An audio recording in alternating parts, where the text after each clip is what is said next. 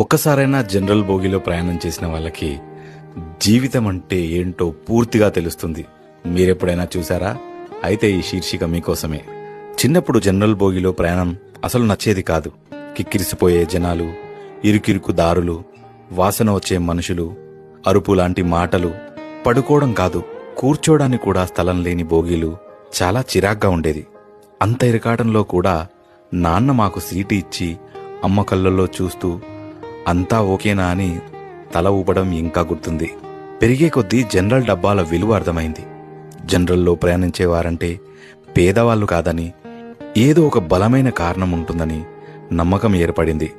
చదువును వెతుక్కుంటూ వెళ్లే పేద విద్యార్థులు, ఎక్కడో వెళ్లి అమ్ముకుంటే 2 రూపాయలొస్తాయని ఆలోచించే అమాయక వ్యాపారులు, బ్రతుకు జీవుడా అనే జీవితాన్ని లాగే ఉద్యోగులు, రూపాయి మిగిలితే పిల్లలకేమన్నా కొనొచ్చని ఆలోచించే వృద్ధులు, ఇంటి నుంచి పిలుపు వచ్చి అర్జెంటుగా కదులుతున్న సందర్భాలు, ఒక్క పూట సర్దుకుంటే సరిపోతుందని ఆలోచించే మధ్యతరగతి మనస్తత్వాలు.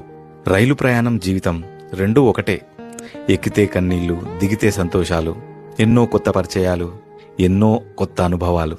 జనరల్ బోగీకి, ఏసీ డబ్బాకి కొన్ని అడుగుల దూరమే కావచ్చు, కానీ ఆ స్థాయికి చేరాలంటే ఎన్నో సంవత్సరాల కృషి పడుతుంది.